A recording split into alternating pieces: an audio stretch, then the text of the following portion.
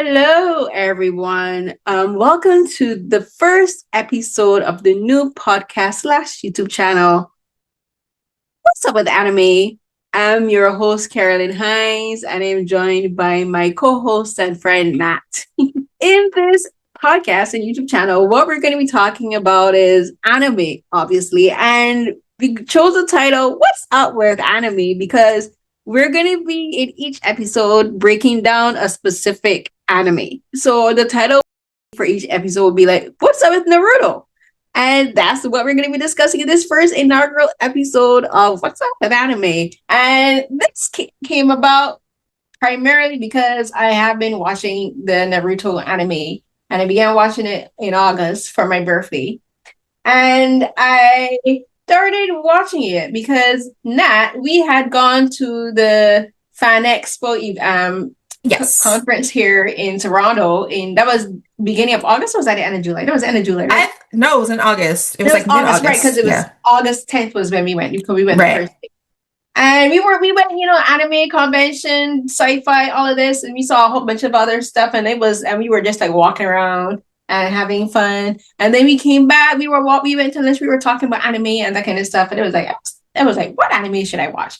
And I couldn't figure out what anime I should watch because I've done Haikyuu, which we'll talk about in another thing. But to wrap up the intro, I decided to randomly start Naruto because it was one I vaguely was familiar with, and that was like, not necessarily my favorite. So, why not? I'll do it.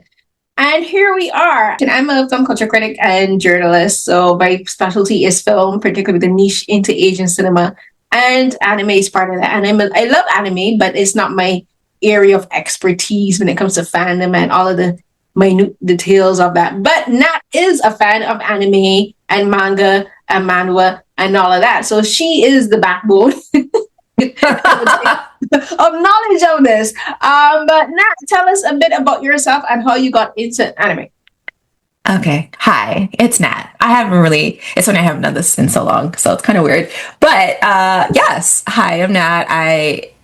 I guess I was formerly on Not Your Average Netizens, which was a K-pop podcast. And I still do Soju Chronicles periodically.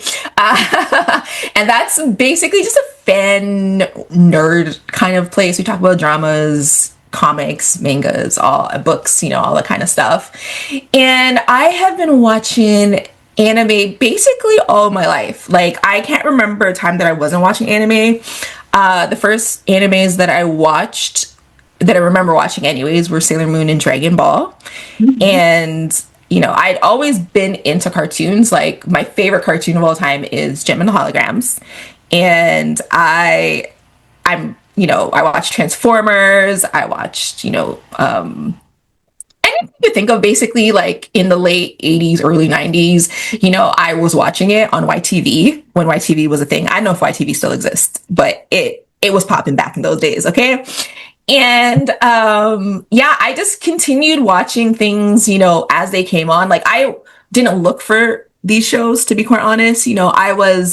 I think around I steadily watched like cartoons all my life, and I've been very unashamed about it. I watched like reruns of like Care Bears and Rupert and stuff like that well into my teenage years. I don't know, I still enjoy those shows from time to time, to be quite honest.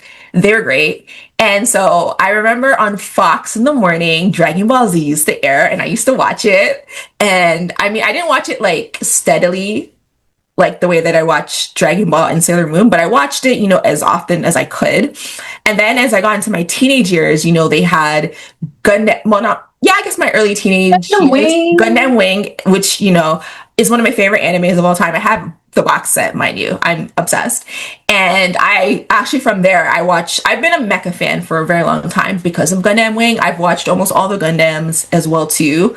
And I watched Visions of Escaflowne. I remember watching Cyber 6. I remember watching, which is really good. There was one of them, something The Witch. I can't remember the exact name of it. It wasn't Burn the Witch, which Kubo did, but like I watched a little bit of Bleach when it came on. I watched Inuyasha when it came on. And so, I've steadily been watching anime, all my life. And I've watched almost all of the big ones. I've done Yu Yu Hakusho. I've done Hunter x Hunter. I've done Code Geass. I've done what's that one that's really bad with Cowboy Bebop? You know I know what? Okay. people love it, but I didn't like it. I thought it was too unhappy. I don't know. I just like the ending specifically. Yeah. So I just could not like it just didn't vibe with me. I'm sorry. Like the aesthetic great. I just didn't like anything else outside of that. What else? I'm caught up on One Piece. I've watched Bleach a couple of times. Jujutsu Kaisen I'm caught up in. I tried Demon Slayer. I wasn't a huge fan. Attack on Titan is the greatest anime ever created in the history of the world. Attack on Titan. I know we've talked about it, but yeah, it is honestly. I don't think it has rewatch value, which is why it's not. I wouldn't say it's my favorite. I don't think I've ever heard anyone that does love it ever talk about actually rewatching it. Exactly. They'll watch it once and that's it. Because it's so traumatizing. That's why. But the story is great. The story is Grave with the Fireflies is I heard. Oh, I heard that too. I heard that's really sad. My tastes tend to run through shonen. I think it's because I grew up watching battle animes or animes where people were fighting. So I guess that's where my taste lies, which is not really what a lot of girls or women tend to say. From what I can tell. For the battle? Well, because a lot of shoujo exists, right? And there's a huge thing of shoujo anime, right? Mm-hmm. So I know a lot of people who only watch that, right? And the whole, shonen's made for teenage boys or younger boys or whatever. So yeah, I don't know. I've just watched a lot, and I enjoy it for the most part. I'm unlike with K-dramas, which I have steadily been decreased in watching. So that's my resume, my anime resume. Because you know how these people be on the internet. Oh, you're a girl, you don't really know anime. I know anime. I probably know anime better than most men who watch anime. Mostly because most of these men be watching just for fights. I watch for story and fights. So I think I'm a lot more well-rounded. But anyways, which is why I think we're going to have the type of conversation we're going to have about Naruto. We are, because like my resume is really similar to yours, but slightly different. And a lot of it has to do with accessibility. Like, yes. I'm from Barbados, as you know. So I grew up, I was born in 1983, so I'm in the late 80s, early 90s baby. That's when. And so in the Caribbean, it's much easier now to get access to these kind of things. But when I was growing up in Barbados in the 90s, getting access to anime and Western and even an Asian cinema and content was not easy. I've talked about this a lot, but it is part of my, I think, identity, and is part of why I do what I do as a film culture critic. Is like, I've always loved Asian cinema. I grew up watching Hong Kong, mainland China action films, like like those, and of course Western, like Hollywood productions and that kind of stuff. But when it came to anime and stuff, we had what would be shown it on Cartoon Network, right? And those kind of things. But we didn't have easy access to them because basically our TV stations, we have one TV station in Barbados. Each island in the Caribbean has their own individual TV station, i.e. network. And ours was CBC, Caribbean Broadcasting Corporation. And basically they would hijack signals for us to get to watch stuff. And they would only show at very particular times during the week. So on a particular day, this particular anime is this particular cartoon anime, whatever is going to show. For instance, every Saturday night was Star Trek night. All of the sci-fi shows usually showed us Friday nights and Saturday nights. And usually for cartoons, it was the school evenings after Sesame Street. That's when you would get your Care Bears, your glowworms, those kind of cartoons. And occasionally, and then later in the 90s is when we start to get more access to Dragon Ball Z. Dragon Ball Z was Dragon Ball Z and Sailor Moon. And then and there was one I only knew what the name of it was. Now that I'm an adult, I know that I'm more into the anime kind of space and more consciousness of it. It's the one with the blue cat. And I never remember. Doraemon. And that would show. And I had no idea what the hell was going on in that show because I wouldn't get the subtitled versions. And usually, and so we would usually get those if you're hijacking someone's signal, or if the network was somehow managing to get it streamed into our TVs. But it was Doraemon and those kind of ones. But the bigger ones were definitely Sailor Moon, with Dragon Ball Z being the most popular anime ever in the Caribbean. And it was so popular, it was that men were wearing these button-down shirts. I even made a tweet about it like a couple of years ago when the creator of Dragon Ball Z died. So I've always been very aware of Japanese anime, but I never really had easy access to it until I moved to Canada. And now that I'm an adult, I'm more aware of it. I'm watching it. I've always been interested in it, but I just never really had the access to it. So like, and Gundam Wing. So it was Dragon Ball Z, Sailor Moon, and Gundam Wing. I had a big crush on Hiro from Gundam Wing. Hiro Yui was literally like, I remember because I was like 13-ish, I think, when I saw that for the first time. I remember because my grandma got me a VHS of like the first couple of episodes, and I was watching that like, wow.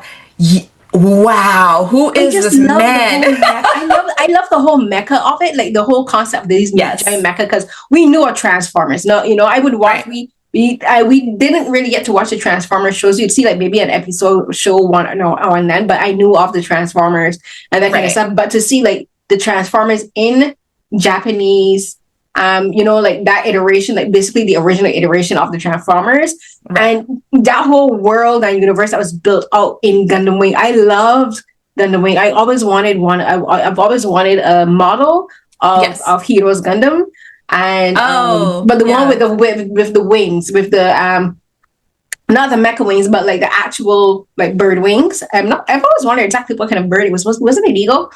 I think it was an eagle because of like because those feathers kind of like used to like kind of fly around whenever it kind of opened its wings. And I've always wanted one of those, and I've always remembered Hiro was clearly traumatized, but I've never also like the girl that, what's her name? Her name was Raylina. Raylina Darlin. Yes. I never liked her. Really? I mean, she was doing a lot. I think that's the problem. She was just doing too much. And then there were cartoons like G-Force. A lot of people aren't familiar with G-Force. I'm aware. I never watched it, but I am aware. G-Force and Speed Racer. But then there was also this cartoon called Big O, and it only had 2 seasons. But that cartoon made such an impression on me because it was, again, the concept of a giant mecha. And this guy's like this Bruce Wayne kind of thing, and he's just has this giant mecha that he used to transport on the ground in his private real life. And that cartoon stayed with me.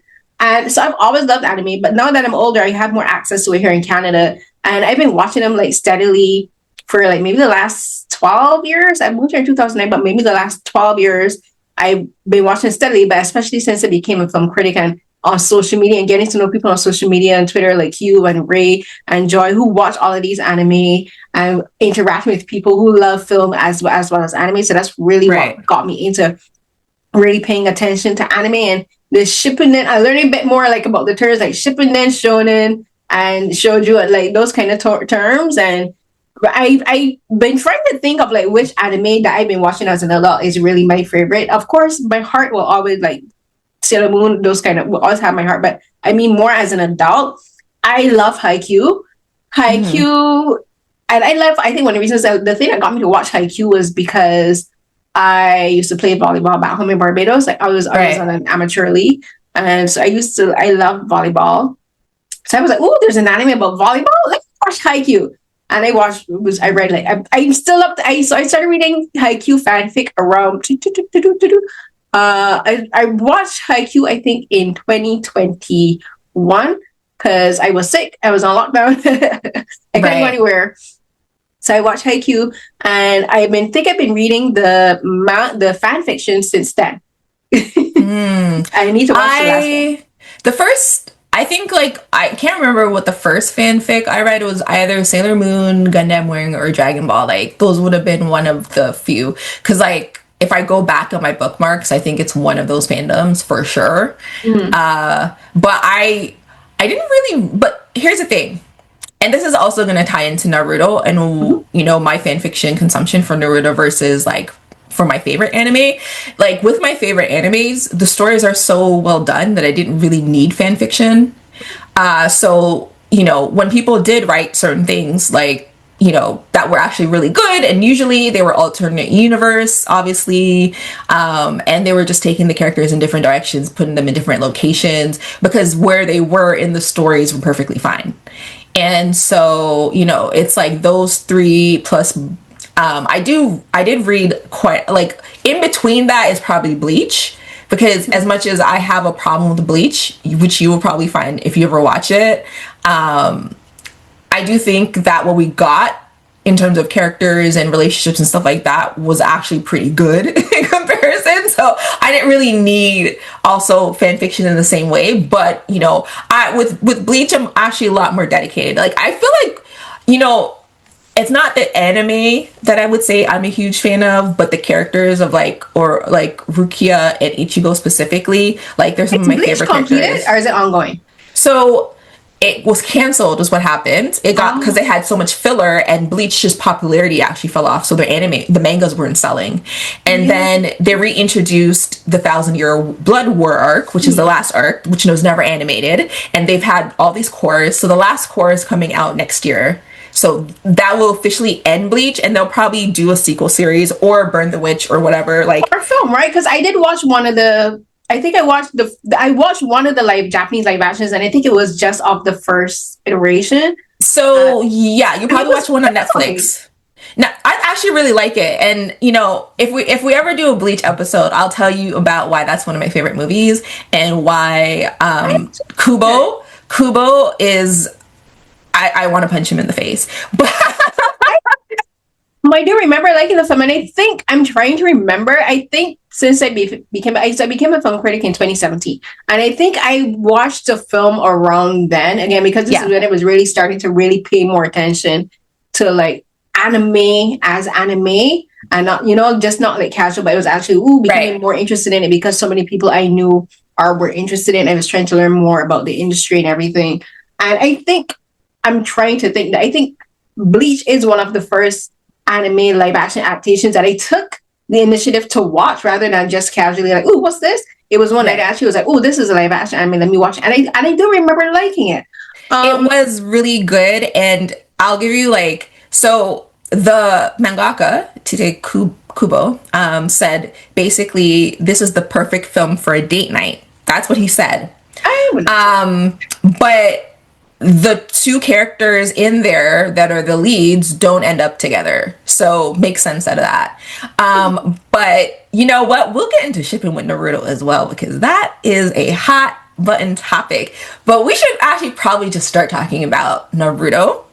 No, because we'll go through all of these discussions in like preceding episodes. Exactly. Because there's more I could say about like all the other episodes. Absolutely. The anime that I watched. Because and I forgot to mention something that has been keeping me watching more anime is I used to co-host the So Here's What Happened podcast with my friend Lanisha, and she was the expert in anime and manga and manhwa. So, but the way how So Here's What Happened worked was it wasn't an anime focused podcast like this one was with anime. That one was a general entertainment media podcast. So I covered film, TVs, books, film festivals. Lanisha covered manga, anime, cosplaying, conferences and conventions. It covered a lot of entertainment media, but this one is strictly going to be anime, and just Nat and I just having a fun time breaking down these animes. I just wanted to mention that. But you can also find So Here's What, the old episodes of So Here's What Happened on Acast and other podcast streaming platforms.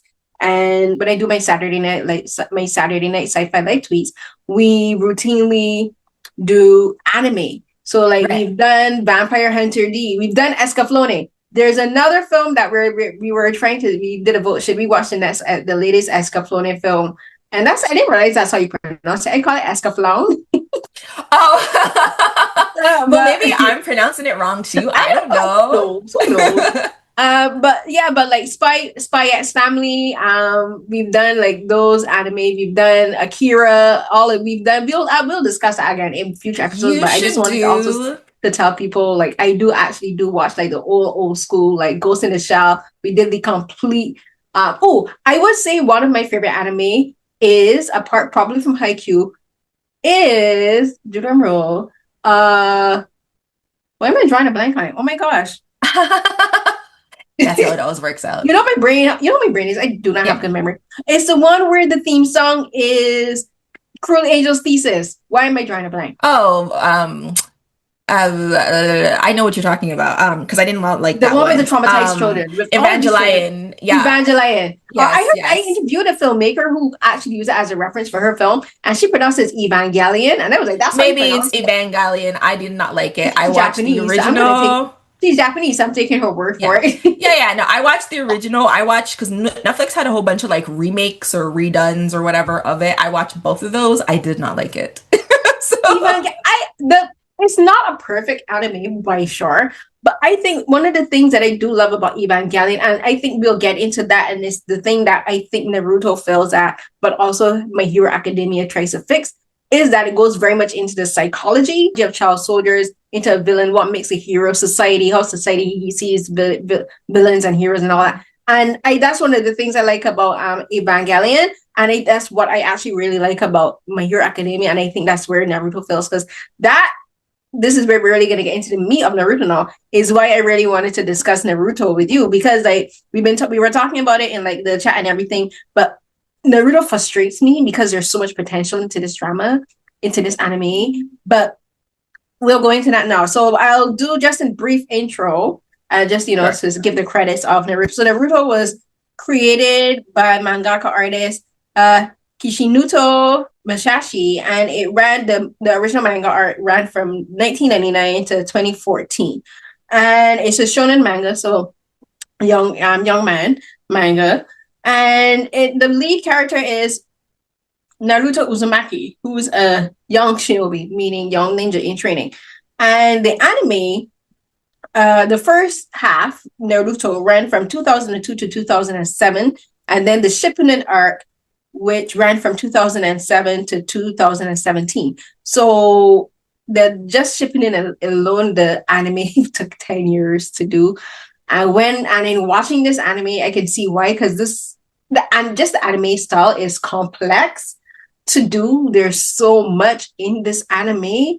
Oh my gosh. And just the Shippuden art has like, I think, what, 500 episodes? It's crazy. Yep, it does. It's crazy. So we'll get into Naruto. So Nat, as you being the reason why we wanted to talk about Naruto is because as I was watching it, I got frustrated with it, and I was talking to you. I'm like, I can see why this anime frustrates you. And the thing with Naruto that frustrates me is, as I mentioned, there's so much potential in it with regards to the discussion of child soldiers, in regards to the concept of hero of shinobi, young ninjas being the savior of this world.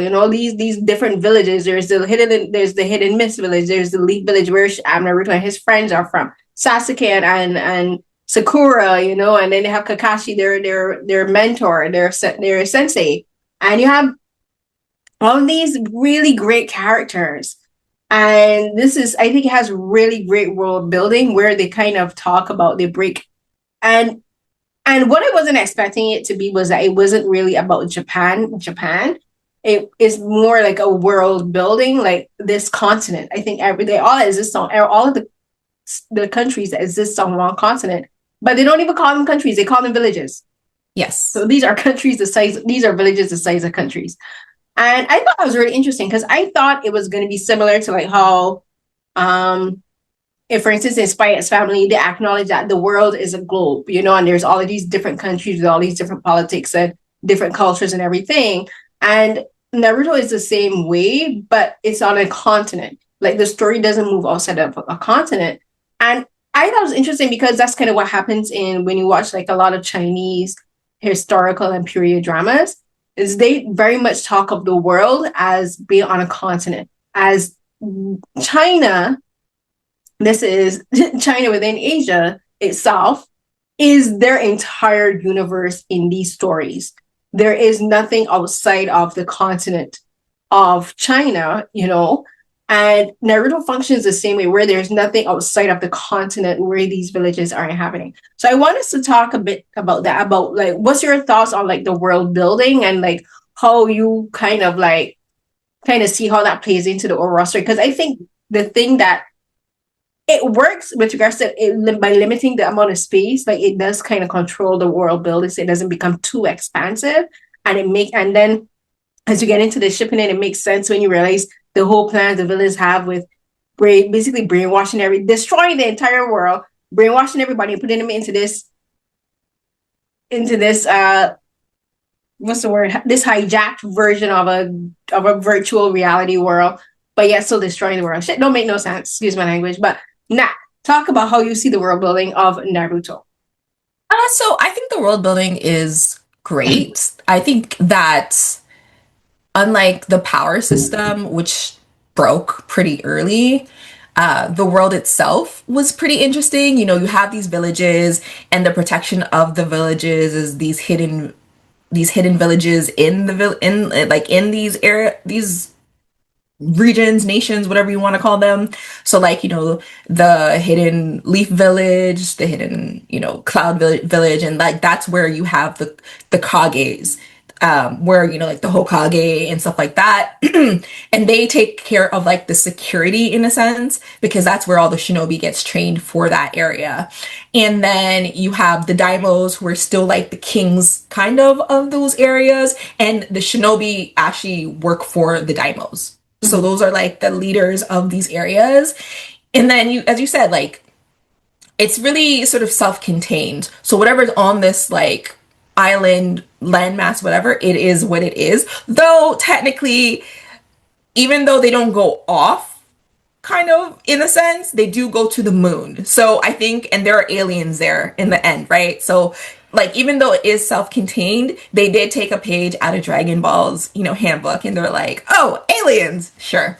Why And not? I and I think that, you know, it works really well because I think that like I think that there's so many characters that when if you get too complicated with the world as well, it gets confusing with so many characters in this show, because there is a lot of characters in Naruto.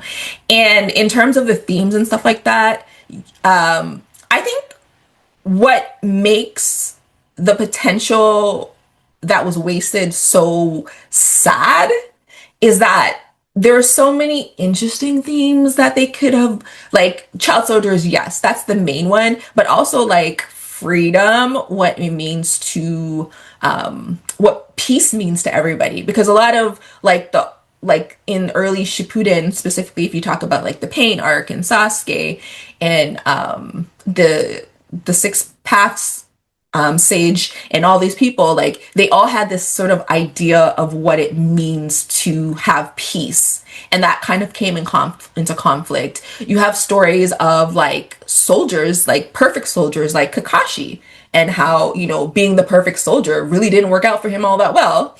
And you have the story of his father who, you know, was venerated but decided to save his comrades and not complete the mission, and was completely isolated and ostracized that he took his own life. You have stories of, you know, hard work versus, you know, lineage or money and power and that stuff. Like when you look at someone like Rock Lee, who, you know, doesn't have any ninjutsu, like he is completely taijutsu, I believe, which is just hands to hands, because he has none of the actual abilities of everybody else.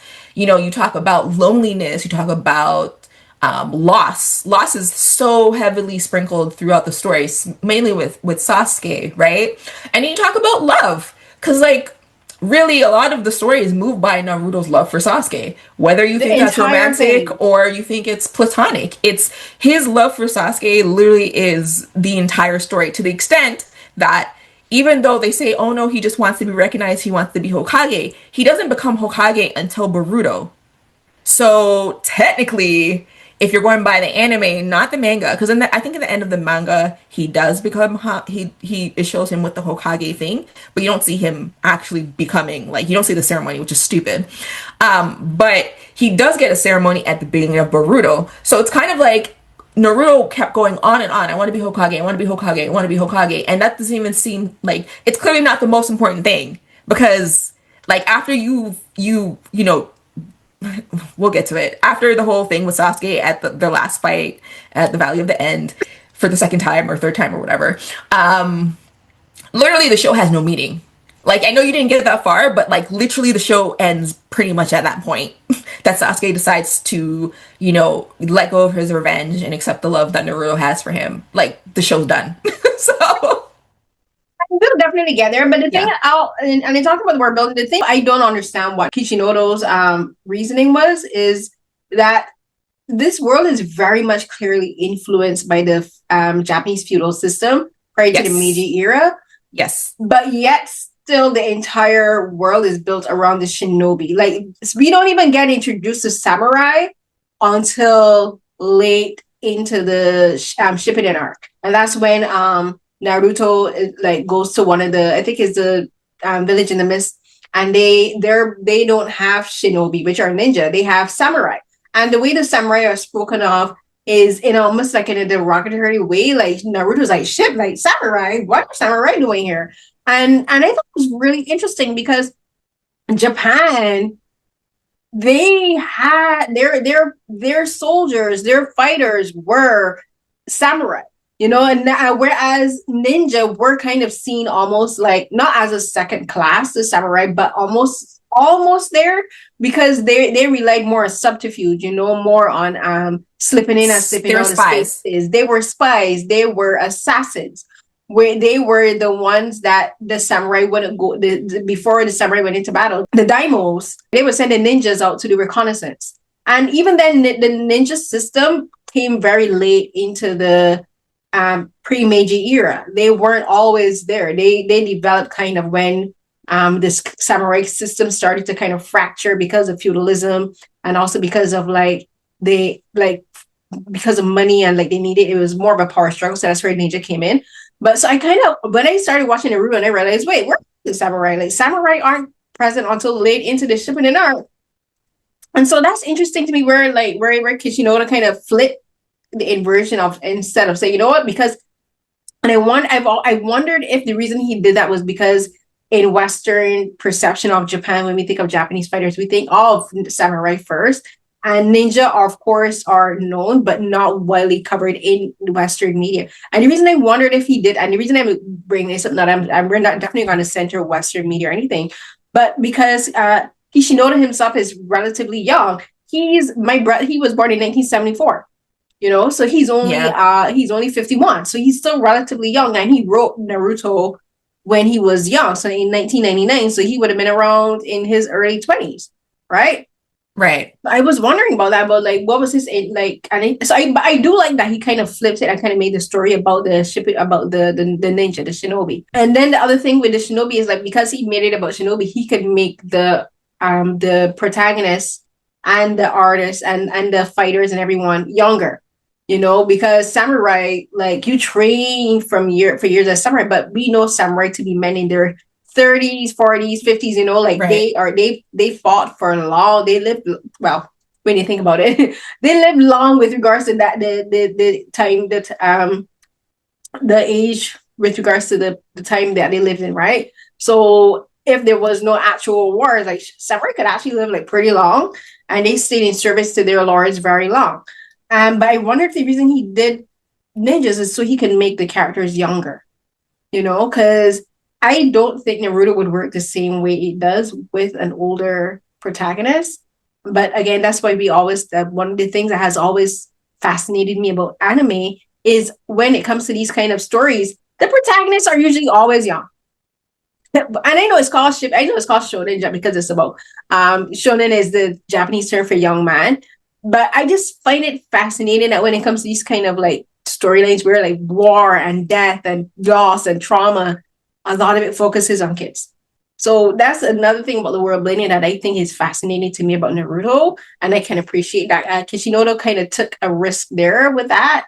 And the thing with, he clearly, as like both him and the writer of My Hero Academia, Koshi Akoe, they both were influenced by Dragon Ball Z, right? So at Dragon Ball Z, like the whole story of Dragon Ball Z starts when Goku was young. So Right. like that's the thing. So but I just wanted to mention it because I just think that part of the world building is just interesting in of itself. They're only probably in the main battle sequence and Shippuden are in like for like maybe like 50 episodes, 50, 100, and 100 may sound like a lot, but when you find out this whole thing has 500 episodes in just that second half, that's not a lot. It's crazy how much episodes that show has.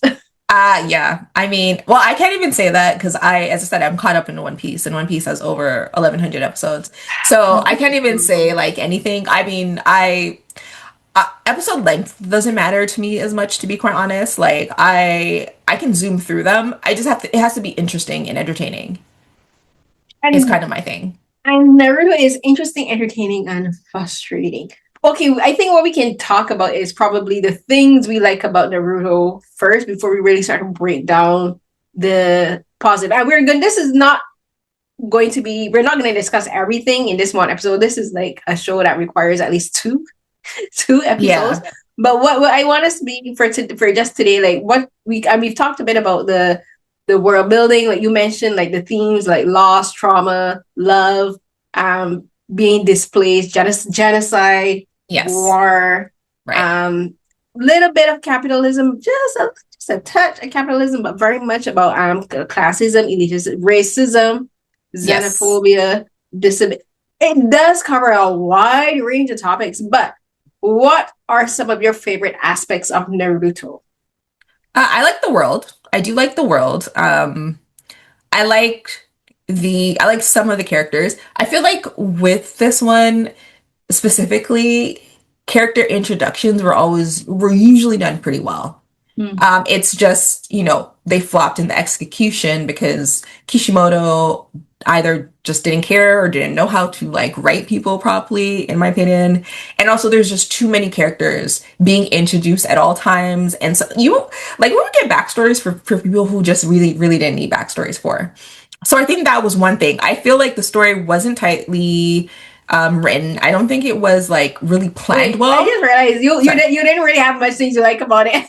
Well, no, I'm just okay. You're right. You're right. I'm automatically on there. But okay, so I will say is like the characters. I think the characters are really the only reason that I haven't completely written off Naruto because some of these characters are like my favorite characters in any anime, right? Like I love Uruka, I love Kakashi, I love Sasuke, I love Ino, I love Shikamaru, I love Rock Lee. Like there's just so many characters that are just like interesting in their inception. So you're kind of like, ooh, I want to see more. And then on either you don't get anything else or you do get it and it's shit. So that was the problem. But like that initial seedling is what you is great. Is good enough, I think, for fan fiction and for like fan stuff, which is where I am more of a part of at this point.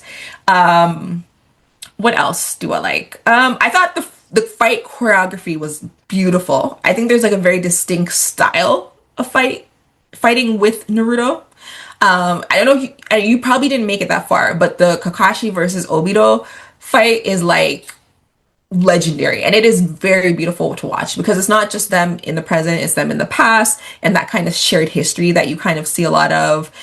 You did see the first Sasuke versus Naruto verse in the Valley of the End, where they took that one scene that they reused like a million times in Shippuden, where Sasuke's face is like looking down at Naruto's and the rain's coming down. And yeah, what other fights? I feel like, oh, I actually really liked Shikamaru, sorry, versus Hidan. When Shikamaru was like, "I'm your god now." Like that was a really beautifully written moment. Seeing the whole story was really really well done. Um, and I think that's basically all I can say that I liked about Naruto. I mean, touching on some of the themes were really interesting. And I think I think because he dropped the ball in a lot of ways, there's not a lot like, I feel like people get upset more about wasted potential than they do about things not happening the way that they want it to happen, which is what you have with other animes where like Bleach, people hate a lot of certain things that happen in there. With like Attack on Titan, a lot of people hated the anime ending or the manga or ending so much that they rewrote it. Whereas with Naruto, because like it was mostly just most people were just upset with the wasted potential.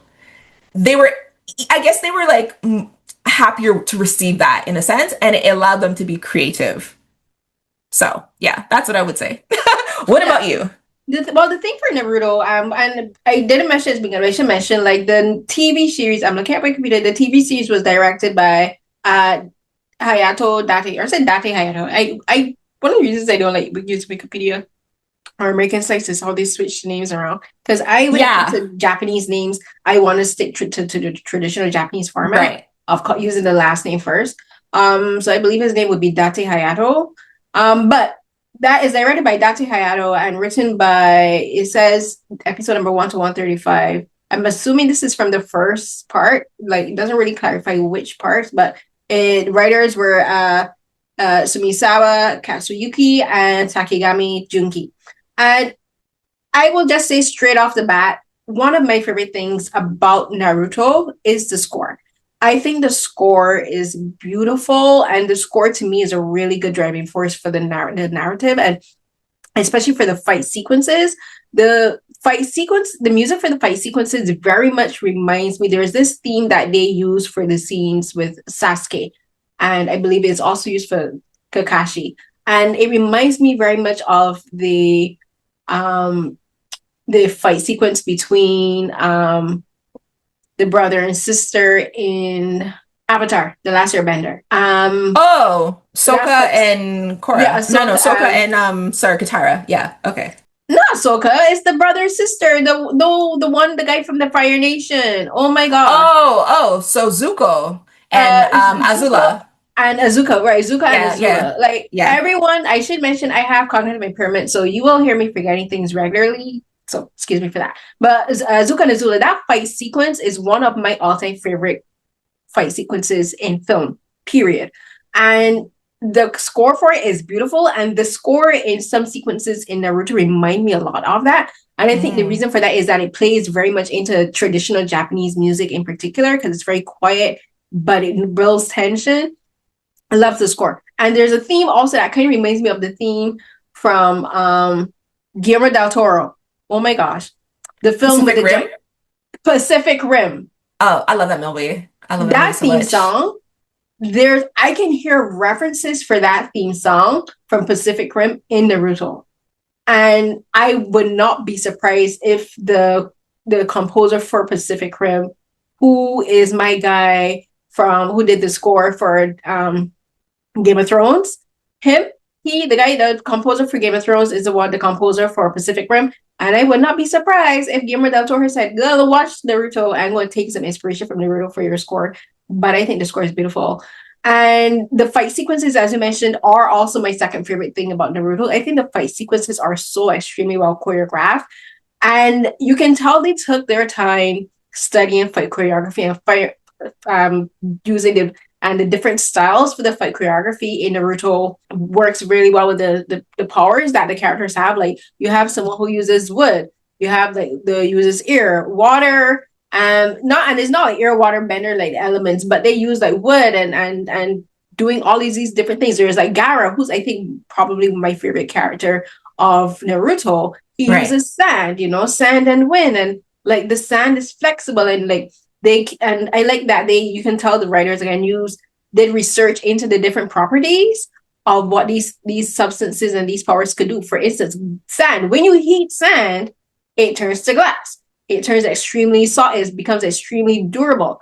You mix sand with gold. What could happen? That's referenced in a fight sequence in Shippuden. So Gara, I think I really like how they did a lot of research into the different talent powers that these characters have. There's one that has bubbles.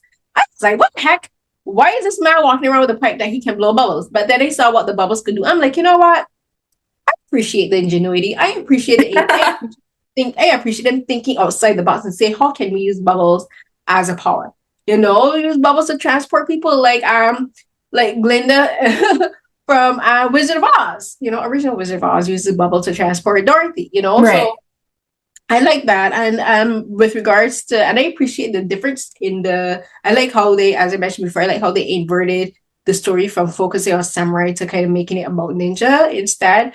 And like not how we, again, traditionally think of ninja and how like, it's like a whole culture in and of itself. There's a system. But again, this is where the whole story about classism comes in, where you have these ninjas, but there's still classism and xenophobia built in within that, you know. And I appreciate that Kishimoto was really trying to discuss all of these things, even though I think he failed in a lot of ways because he didn't really know how to execute the stories.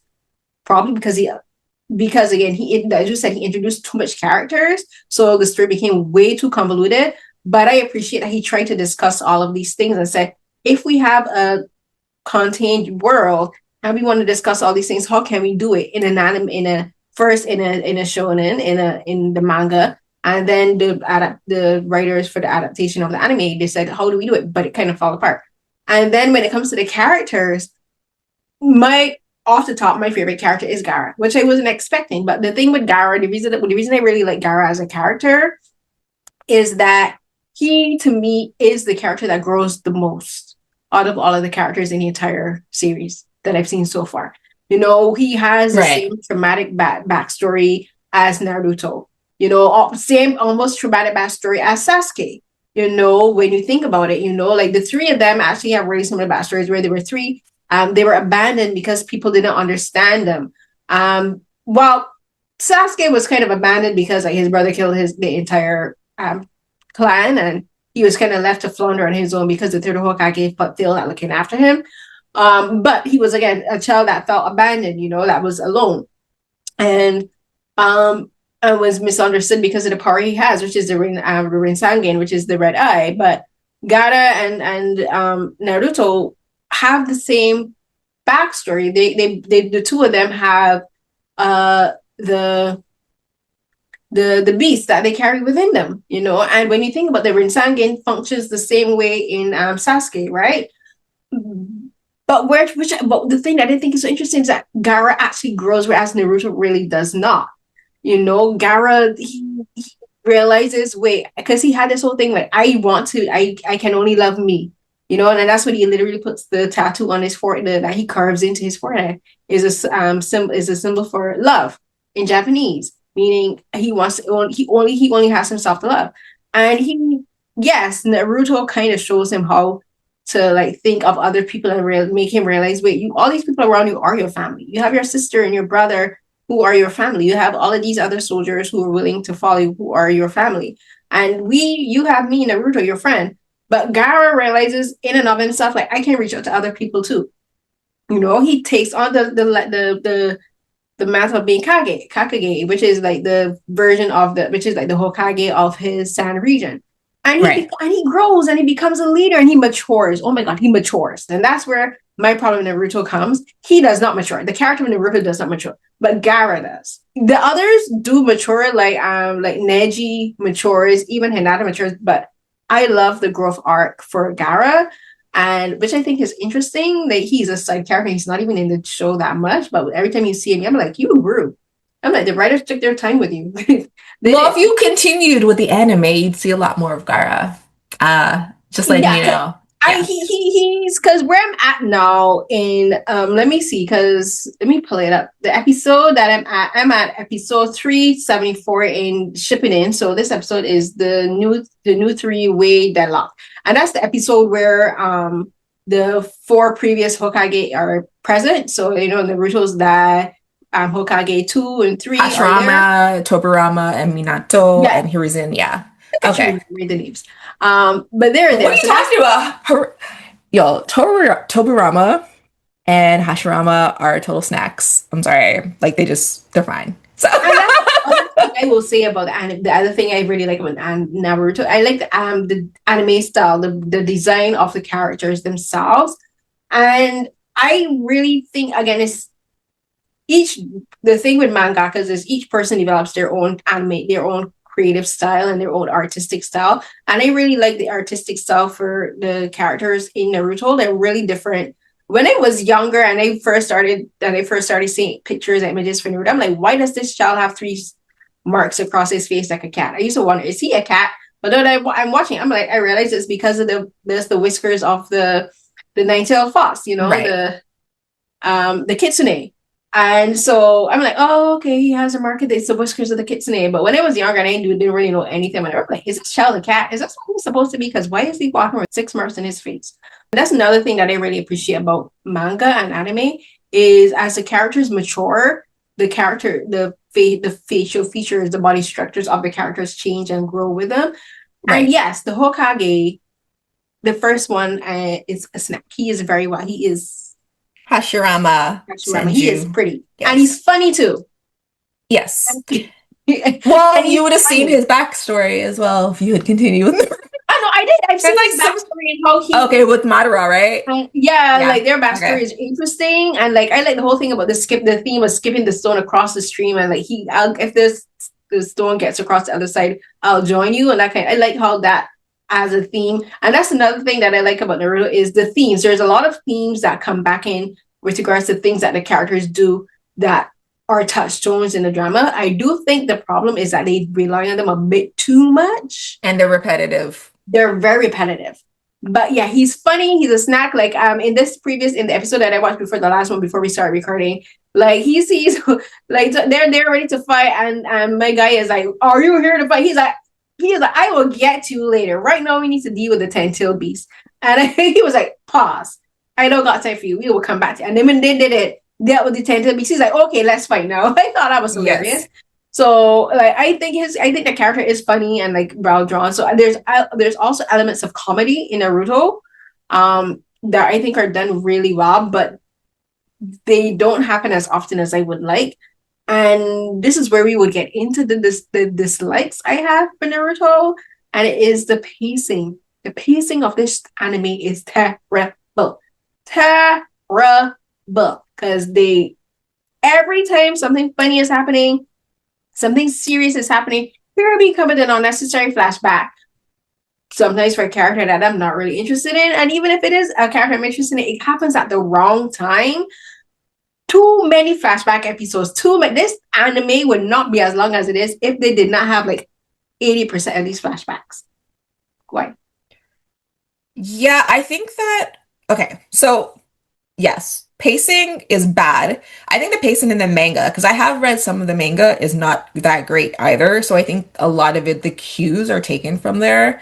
But also it's the filler. So original Naruto's like 200 and something episodes, but there's only like 4 or 5 canon arcs, right? Chunin exams, Sasuke recovery mission, Search for Tsunade, Land of Waves, and some other ones that I can't remember. But there's so many, like a huge chunk of it is just filler for I no know. reason. Too much And filler. it's not even filler that's kind of helpful. I think personally, I think because a lot of what they do with the fillers, they just kind of repeat it. Something happens, Naruto's stupid, then and but funny, and then they all fight, and then he has to save the day because nobody else can save the day because he's the one who has to save the day. And then in Shippuden, the problem is filler and pacing. Whereas I think original Naruto Part 1, it was mostly just the filler. I think that was a problem. I don't know what it was, but the war arc felt like a million years because they're showing, like, they wouldn't show complete fights. They would kind of go back to certain fights, show new fights, show backstories, redo fucking fight. Like, why do I need to see part 2 of or like the remix of the Sasuke recovery mission? Why do I need to see that exact same fight with the exact same people? Oh, to show how much better they we already seen how well they've evolved as characters and as fighters through this war arc and through everything that's happened in Shippuden. We don't need to see it. What they should have done, and this is going to touch on the biggest problem in Naruto, is they should have shown the female freaking Konoichis fighting these dudes because they didn't get to fight them during the Sasuke recovery mission because it was a sausage fucking fest. And so the bigger problem with Naruto is that it treats women like garbage. There is no development. They're all for the most part kind of annoying and just like, but in that way where men write annoying women versus them actually being annoying.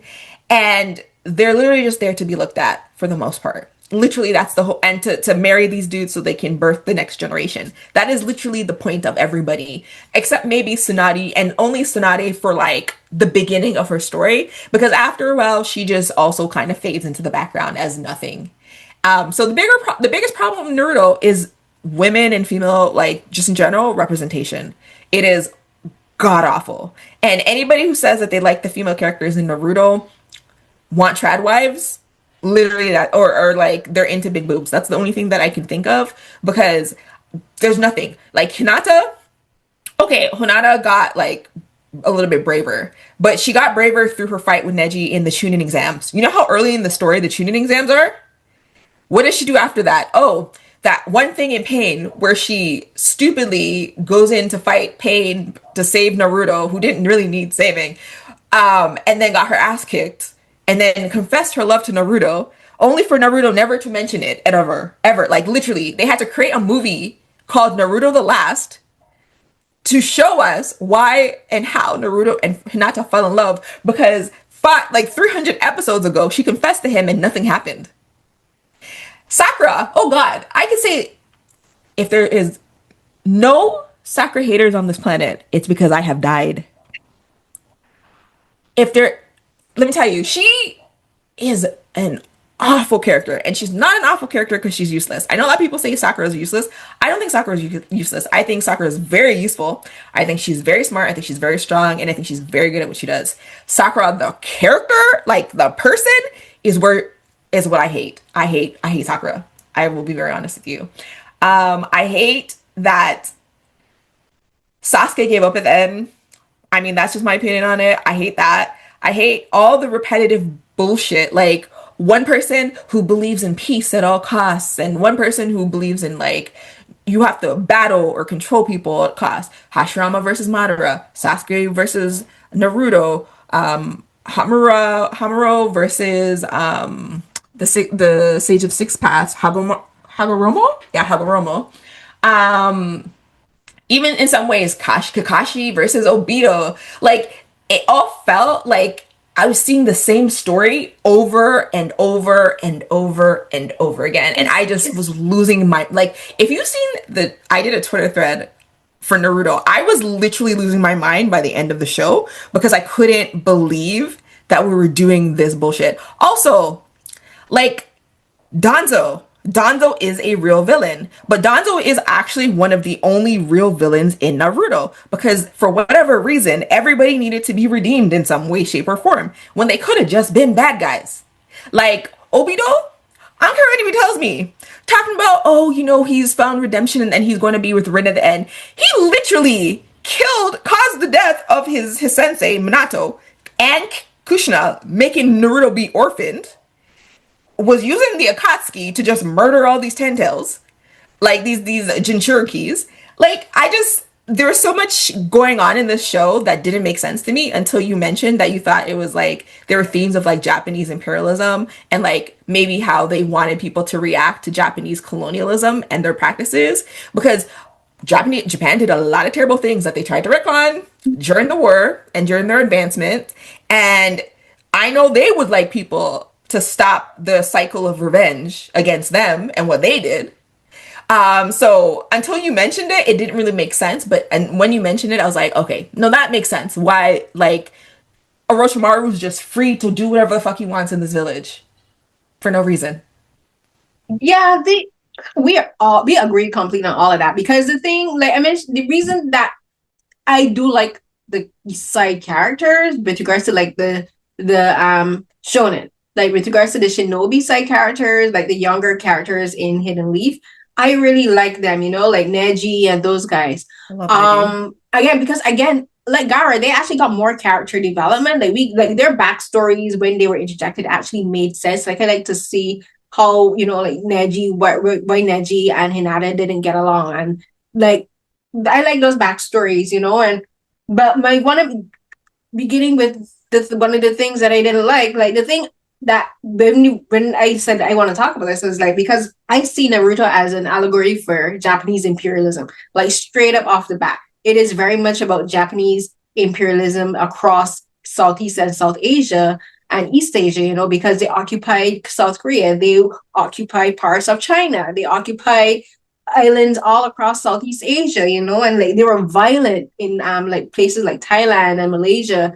And there's Unit 731, which did some of the worst crimes against humanity ever recorded were committed Right. by Japanese units like 731. And there's like the massacre of Nanjing, you know, and I think the anime Kishimoto was really trying to get into that about Japanese imperialism and how it was genocidal, and how in they used child soldiers, like all of these soldiers were very young, when they joined like the Japanese military, and then how these like the Hokages are like the generals, and the imperialists captains and admirals and these kind of thing. And that's what was really drawing me into the story in the first half, but then it began to fall apart because one of the reasons it started to fall apart is the reasonings that these characters had. Like when you started talking about when you get into the Akatsuki, when you realize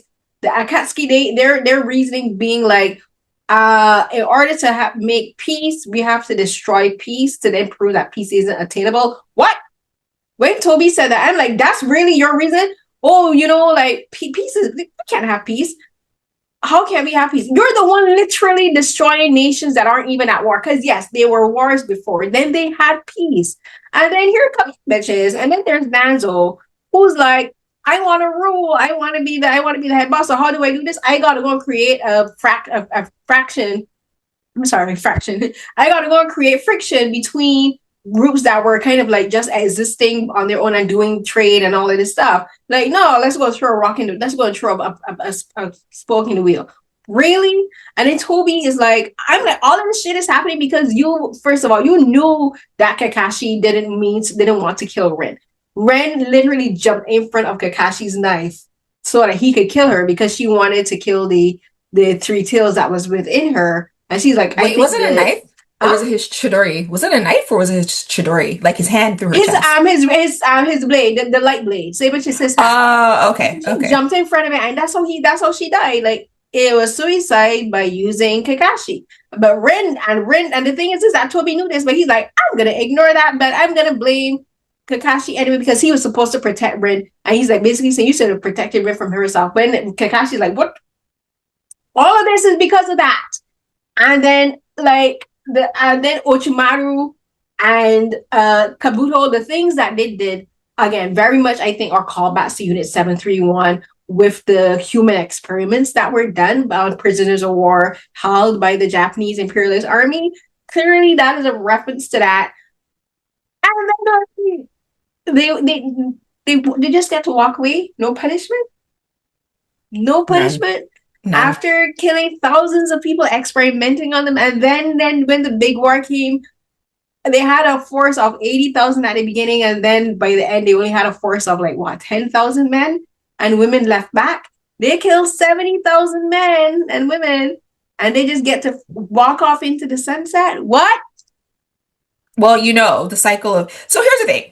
I think philosophically, I do fundamentally, I do agree that, if you're going to get revenge on someone for something, they're going to get revenge on you or their family's going to get revenge on you. And it is a never ending cycle. But the thing is, you do have to, I think what Naruto doesn't allow and doesn't accept, and why that proves false with its own story, is that there are people who are just bad who you need to get rid of. And I think they tried to do that with Kaguya, but because that whole shit was it didn't make sense. It was so random.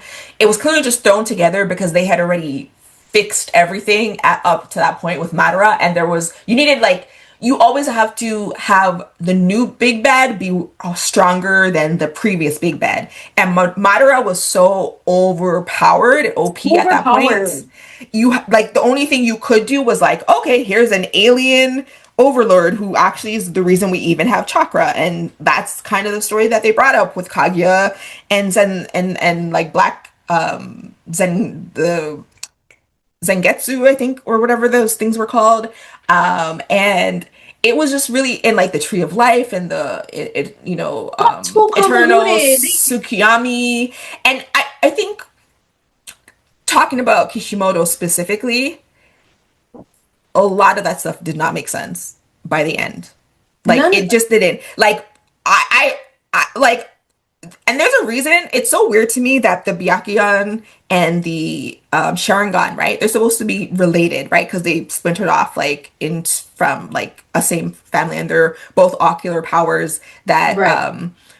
So they're supposed to be so similar, but the Byakugan really didn't get evolved. It didn't get any sort of evolution in a lot of sense. Mm-mm. Whereas the Sharingan, I feel like at the end of Like it, it 10, could create planets and like end world peace and start world peace and feed the, everybody. Like it was doing a lot. the Okay. Sharingan, which is like they went for the Yeah. Rasengan and all these had like 15 evolutions. Like, why Yeah. is this? And like somehow their brains and I don't even mentioning that. Like, how is it they just take their eyes out and say, "I'm gonna give you my eye." That doesn't cause any kind of brain damage. That's like you just And they pop were their doing eye out like it, it's a marble. What is happening here? Like, is but their they're eye not connected to their brain? Their eye that made zero sense to me. But and I do agree, like the Byakugan doesn't progress, like it doesn't get stronger, which again makes no sense because we see all these other characters' powers get stronger.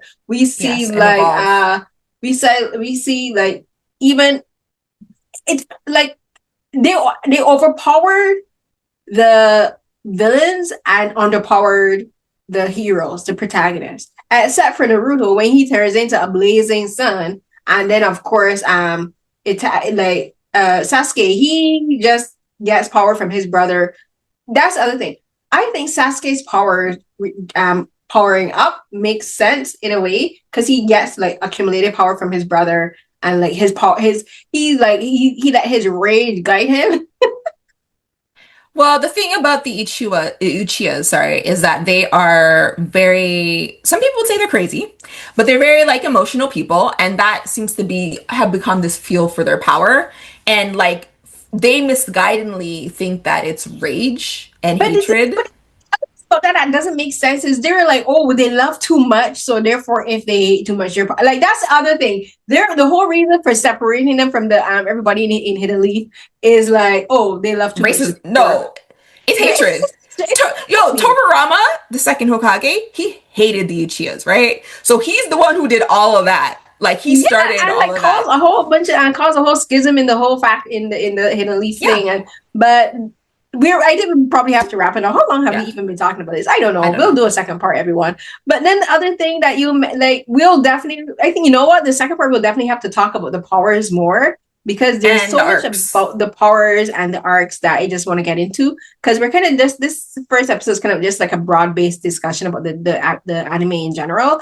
But you mentioned the women. That's another thing that bothers me with Naruto, and it started to bother me straight up from the very beginning, where we are introduced to Naruto as a child, and he had one of his powers is that he can transform his body to look like other people, and his power is him turning. The first introduction to that is him turning himself into a naked woman. This is a child. He's a child here, and he to show his power of transformation he trans into a naked blonde woman around adults. I'm like, why is Kishimoto making young male character turn into a naked woman? Why? Why? And then it gets repeated with this other little boy who really likes Naruto, and he wants to Konohamaru. be Kim, and he like I want to be like Naruto, so I'm gonna do it too. And I'm like, really? That bothers me because I I'm there's think no one thing that is weird that you got a male child character doing this. A child.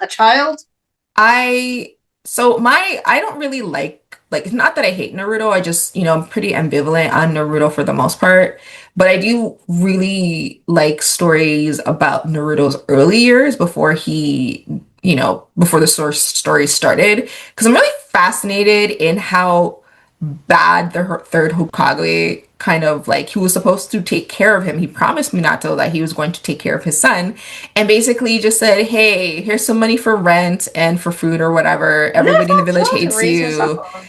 And I always wondered like where did Naruto learn that the sexy no jutsu was one effective and how to do it? Because that always is one of those Who things that taught I always him? wonder. I always wondered. I'm like, how does a child, as you said, like learn like this is what I do to like run away from people or to like get my way or like how does that work? And what naked woman was he seen to do it? Because, as you said, like he was left literally to raise himself alone in a dingy apartment on the top of somebody's building. That's the other thing. Like Naruto, no adult checks in on Naruto. That he literally raised himself on ramen and and milk. Spoiled milk, mind you. spoiled milk. And so like the Yes. third Hokage failed both him and Sasuke. Sasuke. Yeah. But that's the other thing. And so and in talking about the women, the other thing you mentioned Tsunade. Tsunade was like she's this powerful badass woman, and she gets relegated to boobs. Yeah, Boobs. and then on top of that, like Naruto and Sasuke, yes, their powers are sort of inherited, but they do sort of make them their own in the story. Sakura's power is literally just Tsunade's power, except she might have a little bit more power because Tsunade is trying to make herself not look like a grandma. Yeah. Whereas, Sakura probably has a bigger bank. So, like, everything that, like, even at the end, it's like Sakura couldn't even have her own thing. And I was honestly like, as much as I don't like Sakura the person, I really wanted her to be a character who really should have been standing up there with Naruto and Sasuke, but just did. I just don't think it was earned. I don't think the story supported it. No, because like Sakura, her whole thing is pining after Sasuke, a character who had never shown any kind of interest in her whatsoever. He barely even tolerated her as a friend. You know, like she felt like she owned him she saw Yes. him and she was like, I want him. And that's her entire purpose of being in this drama, I keep saying drama, but in this anime, you know. And then there's Ino, like she was friends with Ino, and then she was like, oh, you also like Sasuke, well then I'm gonna turn against you for a guy who's never even spoken to me. And like that's the other thing, Kishimoto, like he does, as you said, he fails at writing female characters with any depth. And I'm like, did he not have any female friends, female family? Like, how do you look He, at your female family? well, by all accounts, all the interviews he's done, he's basically been straight up and said, like, I don't know how to write female characters. And it seems like the things that he thinks make sense for female characters are really, like, they're pretty much just, like, demeaning, kind of like stereotype stuff about girls and women rather than like he actually knows them in real life. Like Yeah. that's what it came across as. Like, and the thing is, it's just like you could just write a story with characters and then give them boy and girl names if you want, and like that's that. Like you don't. It doesn't need to be deeper than that because Like just they're soldiers. That's the thing. They're all supposed to be soldiers. They're all at the same school. They're all doing the same missions. So why is it that like Neji and Rock are like up here and Tenten's at the bottom? Why is it that Choji gets so much more screen time than Ino in actual battle? And Ino's actually a better fighter in my opinion than Choji is. Choji can get big and stuff, but Choji don't even want to be fighting. In the fourth Ninja War, the last war that they had, he literally did not want to fight a reanimated Asuma, but yeah, it Asuma was like, you was gotta kill me, yeah, dude. Kill me. and he gets a whole story about it, and I'm like, Ino is ready to do it. Like Ino never shies away from battle. She is ready to throw hands. Hinata's whole thing was proving that she wasn't a waste of space. As the Hyuga heir, and she like stood up to Neji. She didn't win, obviously, because Neji was a prodigy, but she held her own. And we don't really get to see the female characters hold their own. Like Tenten is like using like super powered like objects and like weapons and that most normal people could not even handle, and she doesn't even get to do anything with it. And that's what really like annoyed me when I was watching it. And then oh, like the is not the musicale, I can't remember. May, I think Tamura May or whatever, she's one of the Kages. Her whole thing is, oh, I want to get married. That's her whole thing. And I'm Yeah. just like, And the why? thing about her is that she wants she her is in anything she doesn't even have to say, but it's implying in the dialogue, because every time she hears someone who says something that she thinks is a reference to her being single, she gets unreasonably angry. And it's like, why? And it's like he Kishimoto is writing older women in particular as very vapid and one dimensional. Like Tsunade, she wastes so much of her power just keeping herself looking young instead of embracing her mature age. And as you said, May, like she is obsessed with getting married, and people are like, listen, there's a war happening. Why are you focusing on this? And then the other character, And then when it comes to female, Jiraiya, who is Naruto's sensei, who trained him for 3 years, he's obsessed with women. He's obsessed with nudity. He Perfect writes age. porn. He writes porn books. Right. And my problem with that is that he's such a big influence on Naruto. Like Naruto frigging well learns to read because when he was spent 3 years with Jiraiya, he's there reading Jiraiya's porn books, and that's how he learns to read instead of studying in school with the kids. When he was in school with the kids, he wasn't paying attention. He just talked about, I want to be Hokage, I want to be Hokage, I want to be Hokage. Not saying it's because he wants to be acknowledged, not because he actually wants to lead. He just wants to be Hokage so people can acknowledge him. He doesn't care about what being a leader actually entails, like the politics and the logistics of it. But he spent 3 years as a man who was obsessed with nudity and like going and like he's supposed to be leading Naruto, and he will leave Naruto in the dust literally to go to a bar, to go to like a hot spring to go look at naked women. And this is common across anime, where especially these particular types of anime and manga, where like the male characters are just obsessed with seeing women as body parts. Because in My Hero Academia, there's Mineta, who is like again He's a so child character annoying. who's basically he's a pervert and So he's a child. useless and pointless. I don't like him. Mm-hmm. I will say that in Jujutsu Kaisen, you don't really get that, to be quite honest. I feel like they're like all the eye candy tends to be men in Jujutsu Kaisen. And I can appreciate that. Yeah. Yeah, but even so, because they're still male characters, they still get the story. Whereas if it was a female character, it's like she's just the eye candy. There's like no, you're not allowed to have depth in the same way, which is kind of annoying. And I think it's an ageism thing too, because in Boruto, it's even worse. It's like Anko is fat and middle aged. What's her name? The Hinata Sensei. I can remember her name with a K. She was the one who got pregnant by Asuma. Kurenai, I think it's Kurenai. Korana, yeah, she gets Yeah, written yeah, out the story completely. yeah, and she's like first of all, these people are like maybe in their like early 20s in Naruto. So 10 years later, Mm-hmm. they're only in their early 30s. Everybody seems to be retired and just middle aged. It's very strange to me because I'm just like no wonder they keep needing to like groom these child soldiers because clearly when you hit 25, you're over the hill, you're done. Like that's it. Why that doesn't make sense to me is because we see so much older characters, like the Hokages and the Kakeges are all Yes. like in their 60s, 70s, 80s. Right. Like you even got reanimated people who are basically immortal. Like all of these people are old. So it's like it's weird that they're writing the characters that are in their 20s as older thematically than the Yes. actual older characters. Because And like why are none of the older characters actually married with children? The only ones we see married with children are the frogs. yeah, but in Boruto, everybody gets together. Shikamaru, Tamari, Sasuke, Sakura, Hinata, Naruto, Sai, Ino, Choji, and that black girl from the Cloud Village. I can't remember her name. Even Rock Lee has a baby. We don't know who the mom is. He just has a baby. So of course everybody got pregnant in the same year because all their kids were in the same grade, allegedly. That's how it happened. Whereas the generation before, but I guess they're trying to say like, oh, well, we have peace, so we're able to get married and have kids and be happy. But I'm like, you're still training children in to be shinobi because Boruto is the same age Naruto was at the beginning of Naruto. So that means that you claim you have peace, but you're still creating soldiers. How does that make sense? Because you Ino's always got to prepare for the inevitable war approaching. right. That's I how think imperialists think. That's how work, imperialists think. right, Also, right. they're always prepared for war because they don't actually really want peace to an extent.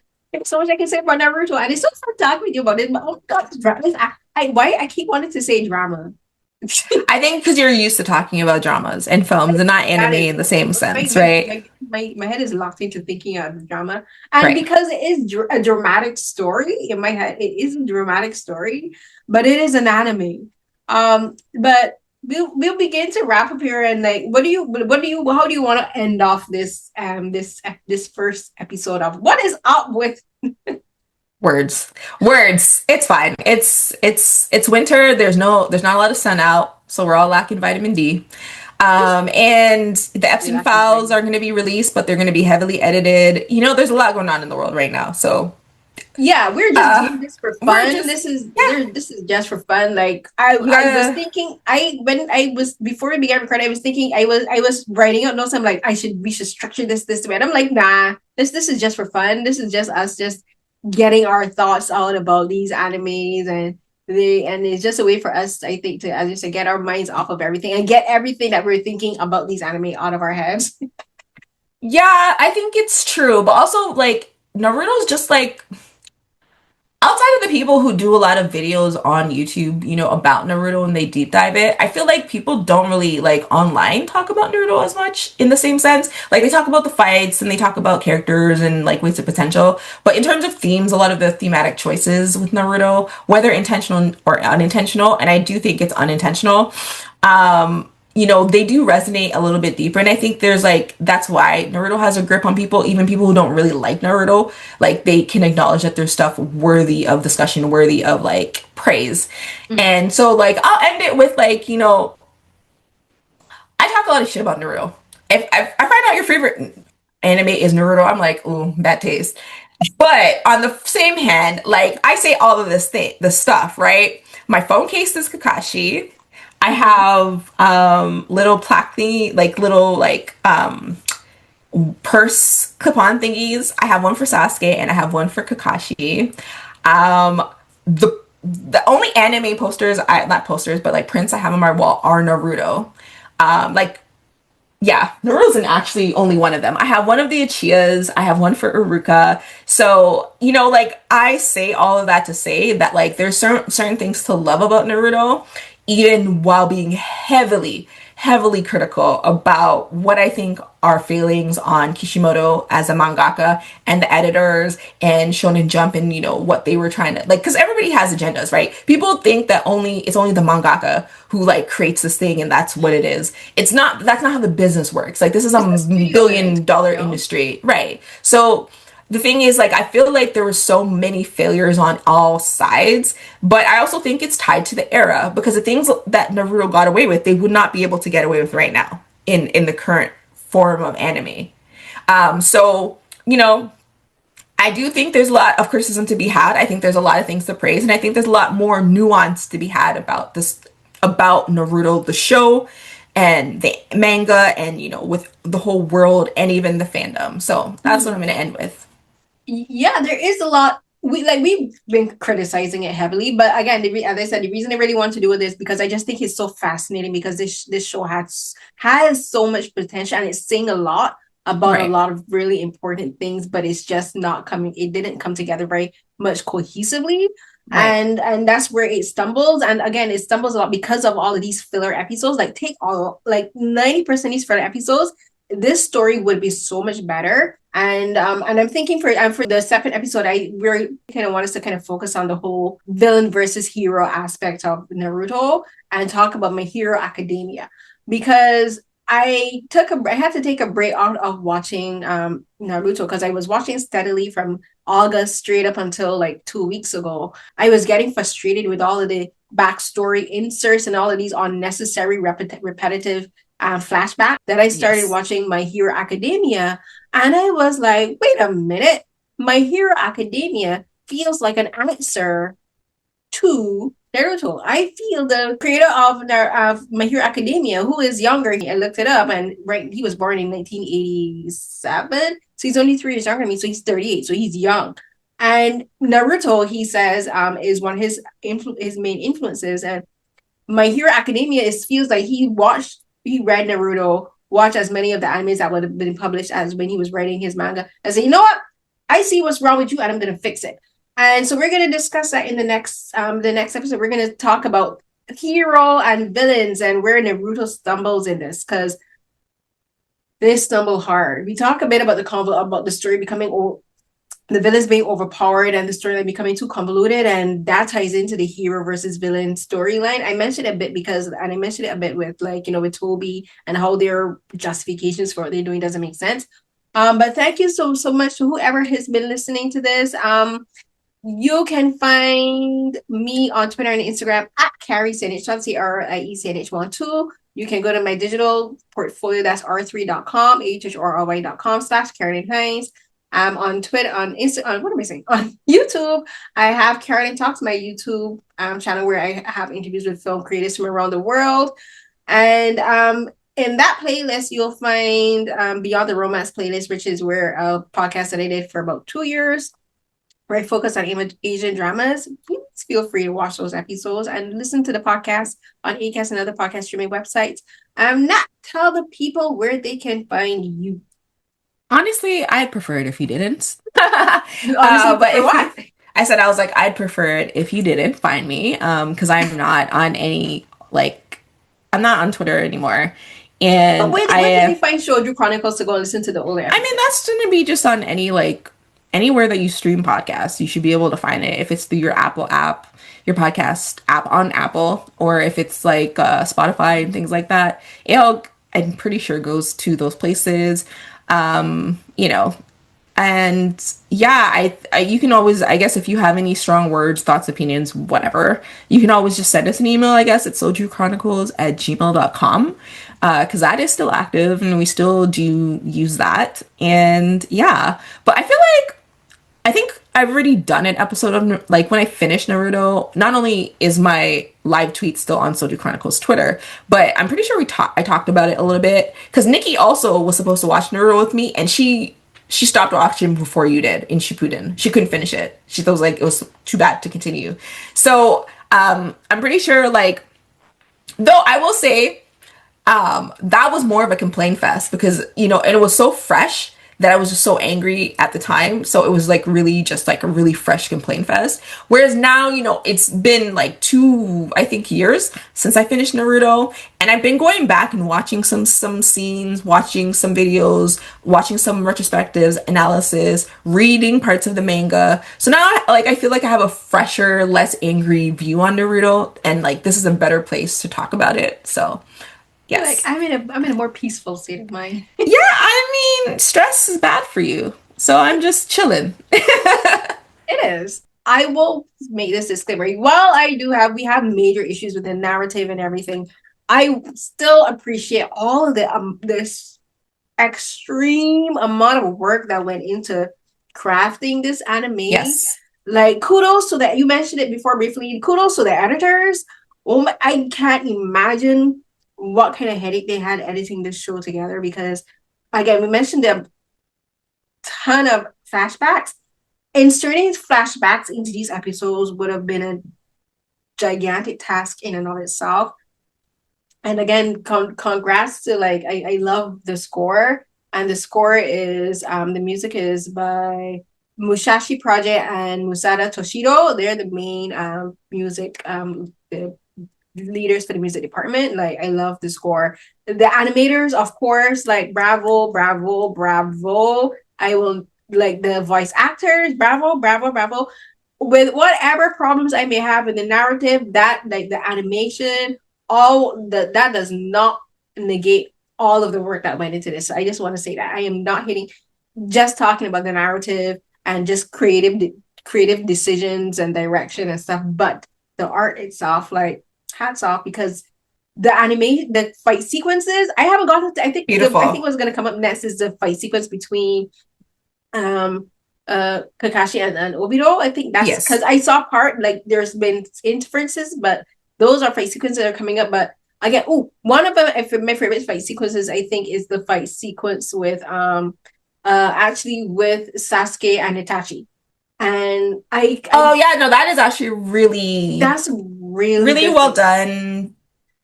Um, yeah, no, there are, like, honestly, I would say, like, usually with shonen, I'm like, I'll watch a lot more for the plot than the fights, I'll be honest, and I'll be like, fight, fight, fight, okay, plot, fight, fight, fight, plot. But I think with Naruto, outside of the filler, all of the fights have purpose and have meaning, and there's growth to be had in some of them, not all of them, but some of them.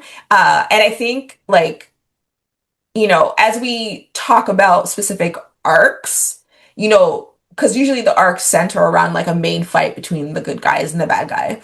I think we'll get into that a little bit more, and how, like, the fights sort of symbolize the growth or the regression of characters, because I feel like that has happened many times in Naruto.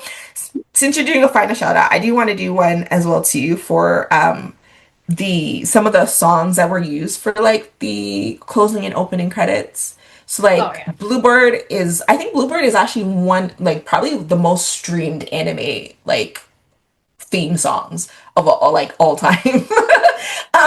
It's just like so such a big one. And then I think it's something Black Town. I can't remember the full name of it, but that's also like a really good opening. I think it was a closing credits actually. And I mean, I really don't have a problem with a lot of the Naruto opening and closing themes. I think they do pretty much like a decent job of it, for the most part. They haven't really stuck with me. The theme songs for My Hero, the opening and closing themes for My Hero Academia are the ones that have stuck with me so far. But of Really? yeah, but of course, my favorite all-time favorite anime theme is A Cruel Angel's Thesis from Evangelion. That is hands down my favorite anime theme song ever. Oh, And I wow, want that one to no. be. I love that because it's so dramatic. No, no, I like that. I do. I really like that song. There's one from Yu Yu Hakusho that I really like. And I think one of the There's most famous ones is the one for Inuyasha, right? Boa. By Boa, yeah.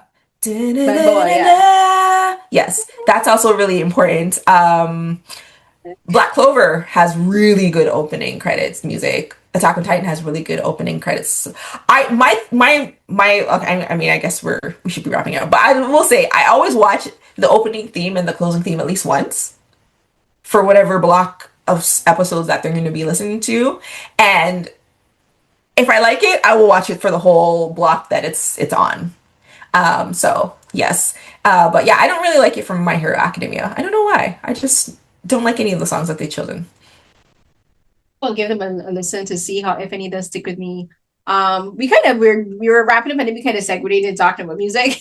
Yeah, That is Black Knight Town. That's a song from Naruto that I liked. But Oh, yes, I haven't watched that one. Oh, one that I really a song that I kind of I don't know like the lyrics or anything, but one that I really like. I was watching the anime is the opening is the theme for Marry. Oh my My Husband, gosh, huh? Marry My Husband. Is it Marry My Wait, Perfect Husband? Yes. oh no, no, you're thinking no, no, Marry My Husband. Sorry, is a drama. No, I my is my perfect is my what's the it was one oh that my Happy My Marriage. Happy Marriage. That one. Yes. I really like the anime stuff for that beautiful anime style. And I actually did like the music too. But yes. Okay. Yeah. All right. But we'll wrap up here. Yes. Yes. Thank you so much to everyone that listened to us. Like as I said, you can find me on Twitter and Instagram. And I will be also posting this on my YouTube channel. So that's youtube.com/@ Carolyn underscore Hines. And it's not going to be in video format. Well, it'll be video, but you won't be seeing us because Nat's camera was not working. But I'll be just posting pictures overlay. But in the comments, please feel free to comment and share your thoughts on Naruto and any animes that we mentioned. And until the next episode of What's Up with This Anime, I don't know if we'll keep that name yet. I like it. Also, they could also include anything that they think that we should talk on or touch on. Touch like Yeah. maybe something we mentioned that like maybe they want deeper analysis. Honestly, I don't think we're gonna be finished Naruto in 2 episodes. I think Naruto's probably gonna be about 3 episodes just by the breadth of the discussion topic. So yeah, if you guys have any things that we've mentioned that we haven't had time to get into more, like just let us know too, if you want, of course. And like, comment, and share. Bye. Bye.